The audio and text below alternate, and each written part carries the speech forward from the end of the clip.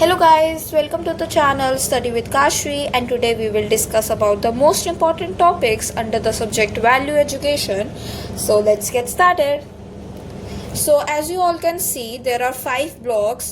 You can see in your books also. और हर एक block के अंदर 4 unit है, 4 unit each, and so in total we have 20 units here. Now based on previous year question papers, as you can go through this, you can also take a screenshot of this.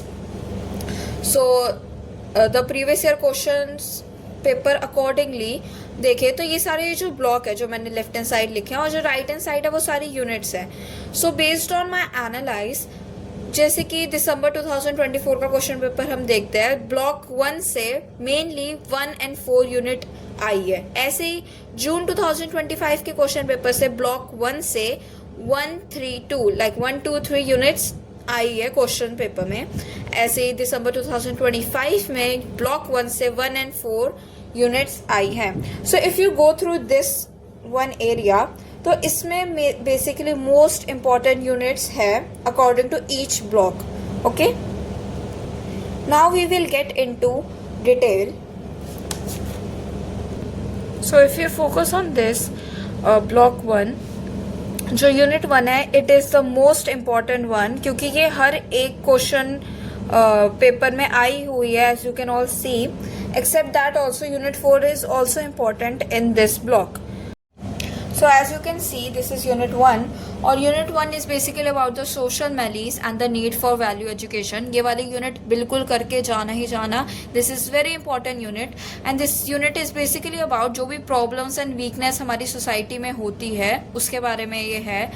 Then education and value education में क्या relation है आपस में, जिसमें आप पहले इन दोनों के मीनिंग लिख सकते हैं, उसके बाद इनके रिलेशन बता सकते हैं कि ये बेटर सोसाइटी कैसे करते हैं. Then need for value education, जिसमें वैल्यू एजुकेशन की क्या नीड है हमारी सोसाइटी के लिए. So this is the topic, the malaise of Indian society, in which ये मैंने कुछ स्पेसिफिक पॉइंट्स लिखे हैं जो कि ये जितने भी पैराग्राफ है इसके अंदर से ही है. First is corruption, second poverty, third unemployment, fourth casteism, fifth gender discrimination, sixth violence and crime, and seventh is materialism. तो ये हमारी सोसाइटी की ऐसी वीकनेसेस है, ऐसी प्रॉब्लम्स है जो कि हिंडर करती है सोसाइटी के डेवलपमेंट, मतलब प्रॉब्लम क्रिएट करती है. जैसे कि करप्शन, पॉवर्टी, गरीबी, अनएम्प्लॉयमेंट की काम नहीं है, कास्टिज्म तो पता ही है कि कास्ट के बेसिस पे डिस्क्रिमिनेशन करना, ऐसे ही जेंडर के बेसिस पे डिस्क्रिमिनेशन करना, वायलेंस करना, ठीक है, क्राइम करना, मटीरियलिज्म हेयर मीन्स कि वेल्थ और पावर को लेके बहुत ज़्यादा लालच होना. ठीक है, सो बेसिकली यहाँ पे वही लिखा है कि कास्ट, ठीक है, lust for wealth and power, वही मतलब है मटीरियलिज्म के लिए. Corruption, violence against girls and womens, मतलब बेसिकली जेंडर स्पेसिफिक, और ये सारे points. Second topic which is also important is relation between education and value education. तो एजुकेशन का मतलब होता है develops knowledge, skills and abilities.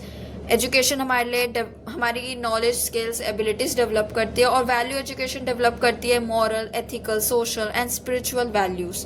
ठीक है, ओके, आई एम सॉरी ये दिखा नहीं. ओके, सो यहाँ लिखा है ये. देन इनका जो रिलेशन है वो क्या है, इनके रिलेशन से क्या होता है, तो इनके रिलेशन से थ्रू रिस्पॉन्सिबल सिटीजन्स बनते हैं, मॉरल बिहेवियर हमारा डेवलप होता है, इनकरेज करता है ये respect and tolerance towards each other, and एक पीसफुल सोसाइटी बनाने में हेल्प करता है. क्योंकि ऐसी एजुकेशन कोई काम की नहीं है जिसमें वैल्यूज़ ना सीखे कोई भी लोग. ठीक है, now the next is need for value oriented education. क्या ज़रूरतें हैं, अगेन सम स्पेसिफिक पॉइंट्स कि नीड फॉर वैल्यू एजुकेशन के अंदर कि इसकी ज़रूरतें हैं मॉरल डेवलपमेंट करने के लिए, एक पर्सन में मॉरल डेवलपमेंट हो, सोशल हार्मनी हो सोसाइटी में, करेक्टर अच्छा बने, करेक्टर फॉर्मेशन, पीसफुल सोसाइटी हो, सोसाइटी में पीस रहे, और पर्सनल डेवलपमेंट भी. ठीक है, तो ये सारे जो पॉइंट्स है ये आप लिख सकते हैं, अपने हिसाब से बना सकते हो, और इनको एज अ हेडिंग यूज़ करके इनको एक्सप्लेन कर सकते हैं further more. Okay, so next important unit है हमारी unit 4, pillars of democracy, living in peace and harmony. ये यूनिट भी बहुत इंपॉर्टेंट है. इसमें भी दिसंबर 2024 एंड दिसंबर 2025 से क्वेश्चन आया हुआ है.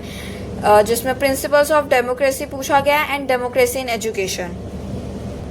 प्रिंसिपल्स ऑफ डेमोक्रेसी में यही बताया गया कि कोई भी कंप्लीट एग्रीमेंट नहीं है प्रिंसिपल्स ऑफ डेमोक्रेसी के बारे में, हालांकि कुछ कॉमनली एक्सेप्टेड ऐसे पॉइंट्स हैं, ऐसे प्रिंसिपल्स हैं जो कि एक अच्छा गाइड कर सकते हैं towards concerning the meaning of democracy. So ये तीन इसमें पॉइंट्स और इन्हीं का एक्सप्लेनेशन है यहाँ पे भी। So the first point is about respect for individuality, ठीक है, ताकि ग्रोथ ऑफ ह्यूमन पर्सनालिटी हो। Second point is confidence in human intelligence. Third is rights and responsibility for appropriate participation. तो अगर हम फर्स्ट पॉइंट देखें कि रिस्पेक्ट फॉर इंडिविजुअलिटी, तो इसमें स्पेसिफिक पॉइंट्स आप लिख सकते हैं, इक्वल वर्थ हो, मतलब हर एक पर्सन की इक्वल वर्थ करी जाए, किसी में भी डिस्क्रिमिनेशन ना करा जाए based on anything, equal opportunities मिले regardless of their caste, gender और ह्यूमन डिग्निटी एंड फ्रीडम को प्रमोट करा जाए, ठीक है। तो basically this is about under the respect for individuality. Next point is confidence in human intelligence. इसके अंदर पॉइंट्स आ सकते हैं कि critical thinking, decision and reasoning, problem solving, basically कि हमारी जो इंटेलिजेंस होती है उसमें कॉन्फिडेंस कैसे आ सके, okay. Then principles of democracy के under last point, right and responsibility for appropriate participation. इसमें यही मतलब है कि रिस्पॉन्सिबल पार्टिसिपेशन हो, rights and duties go together, मतलब जो भी इंडिविजुअल है वो अपने राइट्स भी निभाएगा और ड्यूटीज भी निभाएगा, and respect for laws, rules, norms, ये सब पॉइंट्स आप लिख सकते हैं। सॉरी अगर ज़्यादा ब्लर दिख रहा है तो कैमरा सेटिंग ऐसी है, but let's get into next topic, democracy in education. इसमें आप बता सकते हैं डेमोक्रेटिक वैल्यूज़ के बारे में, सोशल जस्टिस, म्यूचुअल रिस्पेक्ट होनी चाहिए कि डेमोक्रेसी का क्या रोल है एजुकेशन के अंदर। और फिर concept of equality and education में हम देखें तो इसके अंदर ये बताया गया कि इक्वल एक्सेस होना चाहिए, हर किसी को इक्वल अपॉर्चुनिटीज़ मिलनी चाहिए, नॉन डिस्क्रिमिनेशन होना चाहिए, इंक्लूसिव एजुकेशन होनी चाहिए एंड सोशल हार्मनी। कुछ ऐसे पॉइंट्स हैं जो कॉमनली यूज हो सकते हैं किसी भी पॉइंट्स के लिए, तो आप ऐसे पॉइंट्स बना सकते हैं 10 पॉइंट्स अंडर एवरी यूनिट या अंडर एवरी ब्लॉक, जो कि यूज़ हो सकते हैं अगर किसी भी यूनिट से कोई भी क्वेश्चन आए। ऐसे फ्रीडम इन एजुकेशन में आ सकता है कि freedom in thought, freedom of thought, freedom of expression, learning, responsibility, independent learners. So unit 1 में इतना ही है और ये 3 टॉपिक्स बिल्कुल अच्छी तरह करके जाना ही according to you. Now the next block is changing culture and human values. इसके under unit 3 and unit 4 are very important, क्योंकि इसमें आप देख सकते हैं कि जैसे unit 3 and 4 June and December 2025 के में आई हुई है रिपीटेडली, एंड यूनिट 4 जो है वो दिसंबर 2024 एंड दिसंबर 2025 के क्वेश्चन पेपर में आई हुई है। सो दिस इज़ यूनिट 3 जो कि इम्पॉर्टेंट है। आप देख भी सकते हैं कि इसके जो पॉइंट्स है, स्पेशली दीज 2 पॉइंट्स कि कल्चरिज्म, प्लूरिज्म इन इंडिया, ये इस ईयर भी आ सकता है। There are possibilities and challenges of living in a cultural pluralistic society. तो कल्चर प्लूरलिज्म इन इंडिया अगर हम देखें तो ये रहा वो टॉपिक, ओके। सो ये रहा वो topic, cultural pluralism is basically means coexistence of different cultural groups within a society. इसका एग्जाम्पल इंडिया है कि different types of cultures, religions, group एक साथ रहते हैं, को एग्जिस्ट करते हैं पीसफुली। सो इसमें डिफरेंट टाइप्स ऑफ डाइवर्सिटीज हो सकती है, जैसे कि religious, linguistic means language related diversity, regional diversity in art, music, dance, अलग अलग स्टेट्स की जैसे अलग म्यूजिक होता है, अलग डांस फॉर्म्स होती है। Then ethnic and tribal diversity basically means the clothing and food. ये भी आप कर सकते हैं कि वैल्यूज अंडरलाइन कल्चर प्लूरलिज्म, इसमें वही आएगा कि कंपैशन हो एक दूसरे के लिए, equality, tolerance, acceptance, appreciation, adjustment against specific points which are common also. तो अगर हम देखें तो challenges of living in a culturally pluralistic society, तो यही है कि कल्चरल कॉन्फ्लिक्ट होते हैं, रिलीजियस टेंशंस होती है, जैसे कि अलग अलग फेस्टिवल्स हो रहे हैं किसी भी रिलीजन के अंडर, तो उसमें प्रॉब्लम्स आ सकती है। लैंग्वेज बैरियर हो सकता है क्योंकि हर कोई अलग लैंग्वेज बोलता है, जैसे कि साउथ इंडियंस जो लैंग्वेज यूज़ करता है अगर वो नॉर्थ में आए तो उनको थोड़ी प्रॉब्लम्स क्रिएट हो सकती है कम्युनिकेशन करने में। Social inequality basically is about casteism और ये सब। कल्चर डोमिनेंस मतलब कहीं पे ज़्यादा मेजॉरिटी ऑफ लोग ऐसे रह रहे हैं जिनका सेम ग्रुप ऑफ कल्चर है, तो उनकी कल्चर ज़्यादा डोमिनेंट होगा, उनकी ज़्यादा कल्चरल प्रैक्टिसेस होंगी, तो ये ज़्यादा चैलेंजेस आ सकते हैं। नाउ कम्स द यूनिट 4, जिसमें ये भी इम्पॉर्टेंट यूनिट है, जिसमें sustainable development and education for sustainable development, developing values in children, ये भी रिपीटेड टॉपिक्स हैं। तो बेसिकली अगर हम देखें कि सस्टेनेबल डेवलपमेंट क्या होता है, तो it basically refers to the development of the present generation without compromising the ability of future generation to meet their own needs.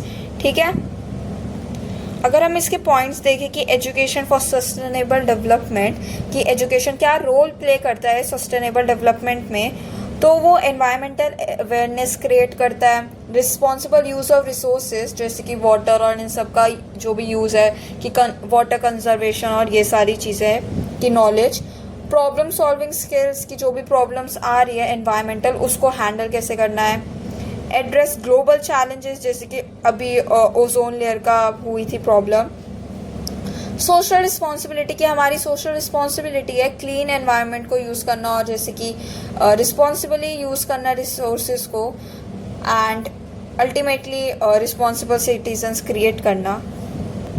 So here are the some of the values जैसे कि environmental values, social values, personal values, economic values and democratic values. इसको आप in depth भी study कर सकते हैं या अपने हिसाब से आंसर का एक्सप्लेनेशन दे सकते हैं।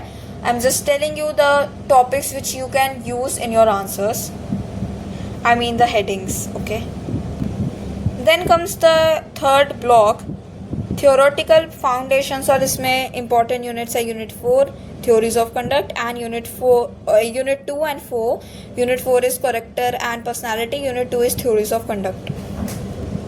So आप देख सकते हैं कि यूनिट 4 रिपीट हुई है टॉपिक्स में, एंड यूनिट 2 भी रिपीट हुई है। सो ये रही हमारी यूनिट 2 और इसमें ये रही हमारी थ्योरीज ऑफ कंडक्ट, और इसमें जो हमारी पहली थ्योरी है वो हमें ये बताती है कि if you want to be fairly treated by others you should also treat others fairly. अगर आपको जैसा खुद के साथ चाहिए आपको वैसे दूसरों के साथ भी वैसे ही एक्शंस करने चाहिए और वैसे ही बिहेव भी करना चाहिए।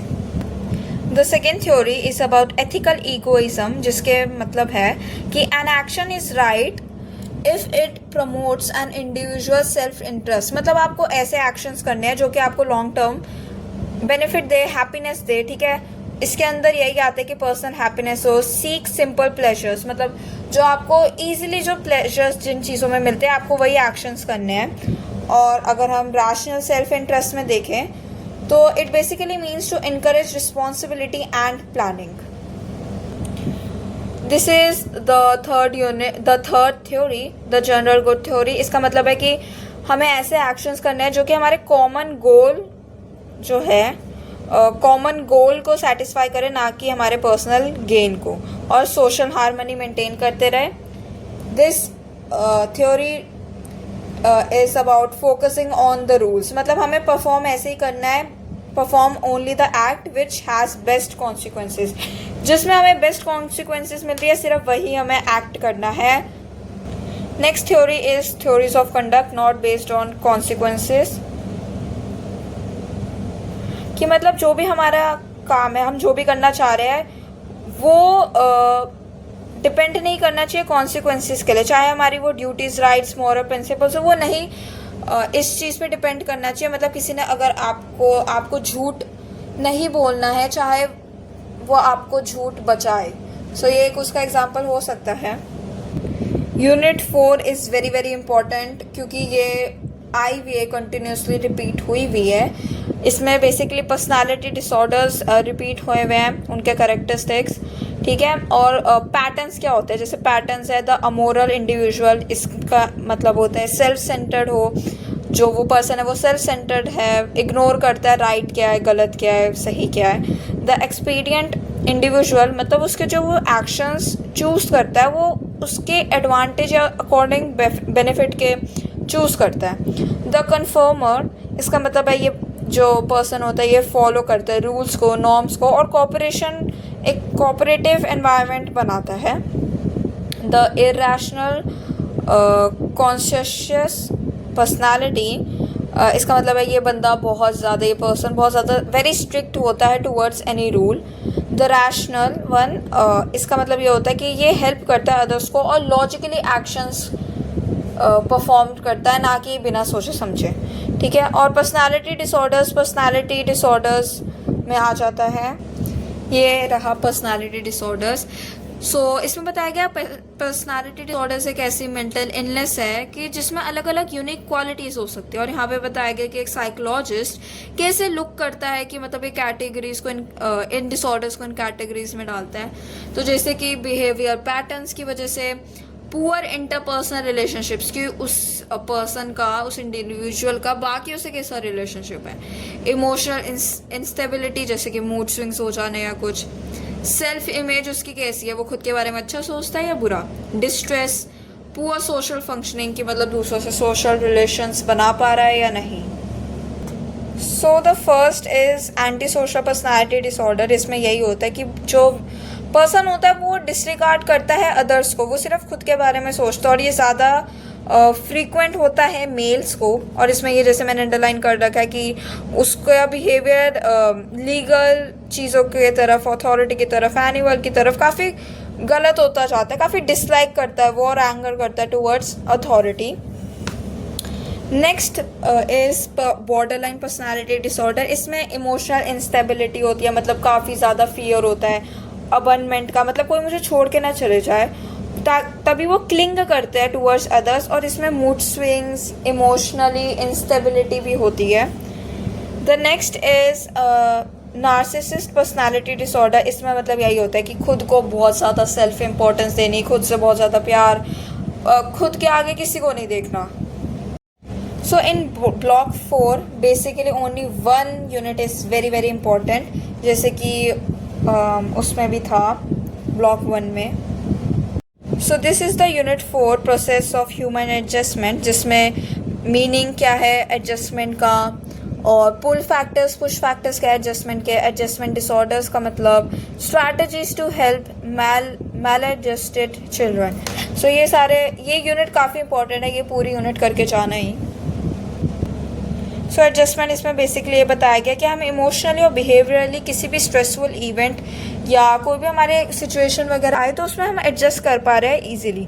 इसकी डिफरेंट टाइप्स ऑफ ये एडजस्टमेंट डिसऑर्डर का मतलब है। एंड इसमें अलग अलग डिसऑर्डर हो सकते हैं, जैसे adjustment anxiety disorder, adjustment depression disorder, like that only. और ये सारे बताए गए कैरेक्टरिस्टिक्स क्या क्या होते हैं।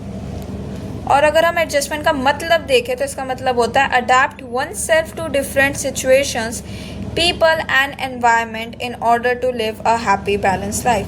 मतलब खुद को ऐसे अडैप्ट करना कि मतलब कि डिफरेंट सिचुएशंस एंड पीपल या एनवायरनमेंट के अकॉर्डिंग आप सेटल डाउन हो पा रहे हैं। जैसे यहाँ पे इसमें पुश फैक्टर्स हैं जो हमें मतलब एडजस्टमेंट नहीं करने देते, जैसे कि पहला है एग्रेशन, कि जैसे कि हर्ट कर देना, हार्म कर देना या कॉन्फ्लिक्ट करना।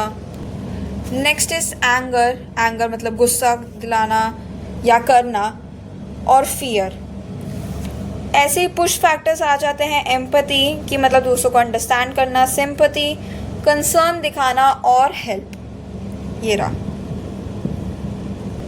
अगर हम इसमें स्ट्रैटेजीज देखें तो इसमें आ जाता है कैसे मतलब जो मैल एडजस्टेड चिल्ड्रन होते हैं, यहाँ उनकी कैरेक्टरिस्टिक्स लिखी हुई है कि वो वर्बली बिहेवियर उनका अलग होता है, सोशल बिहेवियर अलग होता है, और ऐसे करके तो उनको हम कैसे ऐसी क्या स्ट्रैटेजीज यूज़ कर सकते हैं कि वो एडजस्ट करने लग जाए।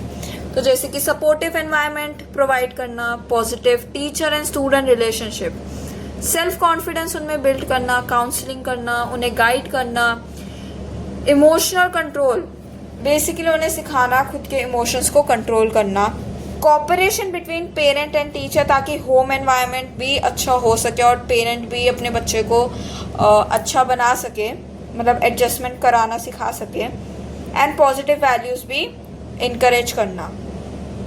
Here comes the last block and the most important block. Basically इसकी तो हर यूनिट से क्वेश्चन आएगा ही आएगा, या फिर इसकी हर यूनिट बहुत इंपॉर्टेंट है।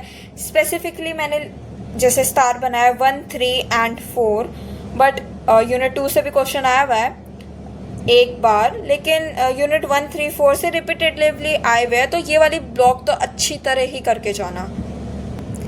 So this block is also very easy, क्योंकि इसमें बस ये बताया गया कि जो वैल्यू डेवलप होती है वो घर पे कैसे हो सकती है, थ्रू सोशल इंस्टीट्यूशंस, मतलब फैमिली, नेबरहुड से, स्कूल एंड पीयर, मतलब जो हमारे क्लासमेट होते हैं, टीचर्स होते हैं, वो कैसे वैल्यू डेवलप कर सकते हैं। Then the role of parents, parents कैसे वैल्यू डेवलप करते हैं, एंड द लास्ट की मीडिया कैसे इन्फ्लुएंस करती है वैल्यू डेवलपमेंट में, चाहे वो पॉजिटिव वे हो चाहे वो नेगेटिव वे हो।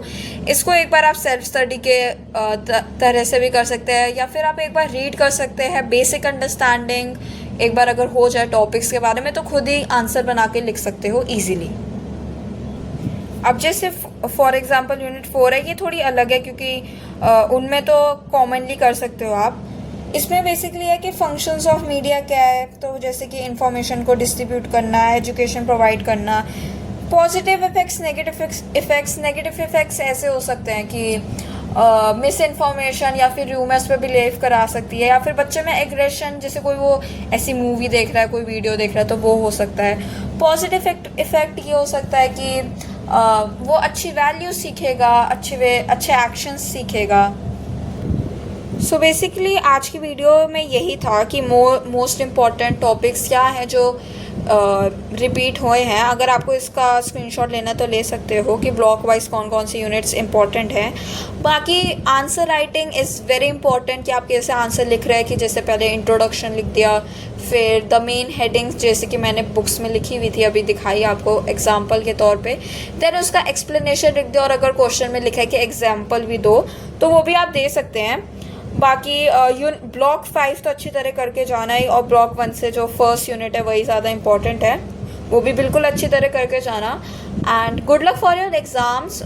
डू कमेंट किया आपका एग्ज़ाम कैसा गया, एंड ऑल्सो मेक श्योर कि अगर आपके पास टाइम है तो और पूरी बुक ही गो थ्रू एक बार कर लेना, एक बार रीड कर लेना, क्योंकि क्वेश्चन वैसे तो कहीं भी से भी बनकर आ सकता है, but if you are lacking कि मतलब टाइम कम है, तो फिर ये स्पेसिफिक पॉइंट्स करके जाओगे तो दे विल बी हेल्पफुल।